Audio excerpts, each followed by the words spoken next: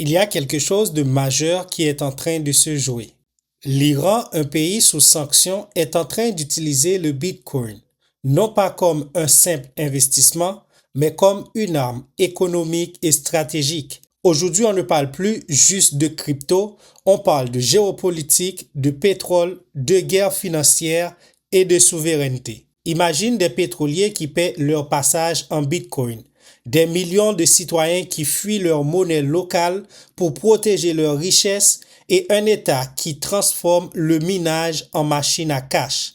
Mais ce n'est pas tout, parce que derrière cette stratégie, il y a des risques énormes, des tensions mondiales qui explosent et surtout un impact direct sur le prix du Bitcoin et ton portefeuille. Dans cette vidéo, on va voir comment l'Iran utilise le Bitcoin pour contourner les sanctions, pourquoi des millions de personnes s'y réfugient, comment il génère des centaines de millions par mois et surtout ce que ça change pour le futur du marché crypto. Reste jusqu'à la fin de la vidéo parce que ce qui est en train de se passer pourrait redéfinir le rôle du Bitcoin dans le monde. Maintenant, pour bien comprendre ce qui se passe, il faut voir une chose essentielle. L'Iran n'utilise pas le Bitcoin par choix, mais par nécessité. Depuis des années, le pays est sous sanctions économiques internationales. Concrètement, ça veut dire difficulté à accéder au système bancaire mondial, transactions bloquées, réserves financières surveillées, voire même gelées. Ce qui donne comme résultat un pays qui doit trouver des solutions alternatives et c'est là que Bitcoin entre en jeu. Dès le début des sanctions, le Bitcoin est utilisé comme outil de contournement. Mais avec cette nouvelle guerre, l'Iran l'utilise encore plus pour des transactions encore plus élevées. La raison d'utiliser le Bitcoin est très simple, parce que le Bitcoin est décentralisé, impossible à censurer. Aucune banque, aucun gouvernement ne peut bloquer une transaction et l'Iran l'a bien compris. On peut prendre comme exemple concret le détroit d'Ormuz. C'est l'un des points les plus stratégiques au monde pour le pétrole. Aujourd'hui, l'Iran impose un péage aux navires pétroliers. Ce paiement n'est pas en dollars, mais en Bitcoin.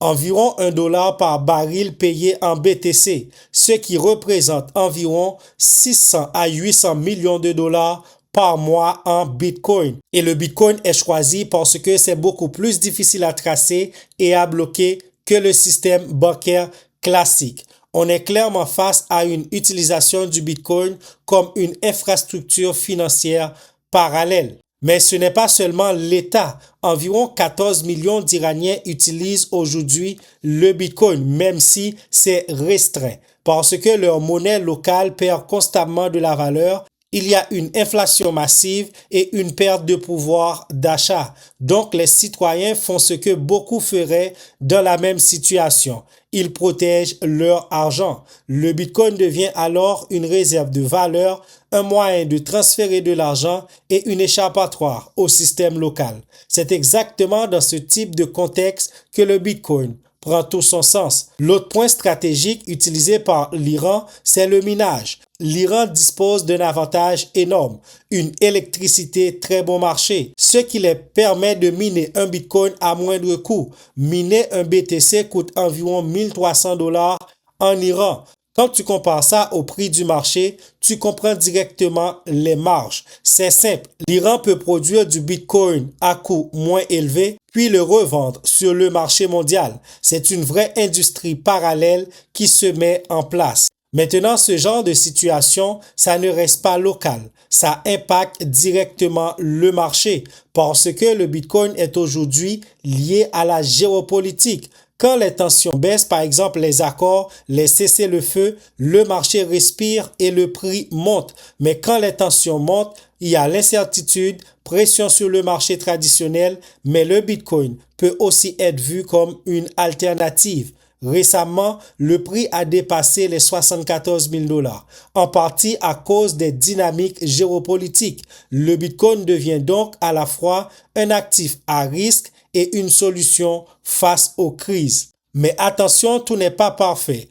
Le minage est légal en Iran, mais très encadré. Les coûts énergétiques peuvent évoluer et surtout, la surveillance internationale augmente. Certaines entités iraniennes sont déjà dans le viseur des régulateurs.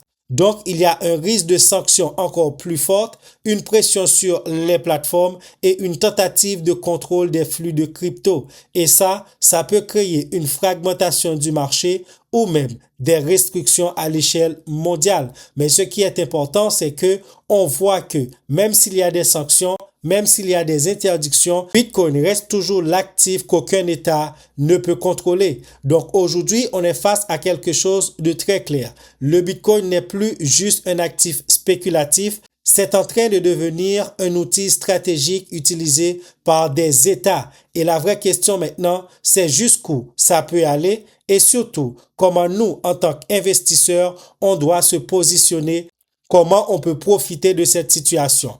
Donc la meilleure solution, c'est de faire du DCA lorsque le Bitcoin chute, car ça nous permet de rentrer à des prix vraiment stratégiques et de pouvoir revendre lorsque le prix va exploser. D'après les prévisions, Bitcoin peut aller à 1 million de dollars et si on commence à l'accumuler à bas prix, à 1 million de dollars, on serait déjà bien positionné. En tout cas, une chose est sûre, l'Iran s'en sort très bien. On suit la situation géopolitique de très près ainsi que son impact sur le marché qui pourrait vraiment impacter votre portefeuille. Si vous voulez rester informé, likez la vidéo, abonnez-vous et moi je vous donne rendez-vous pour une nouvelle vidéo.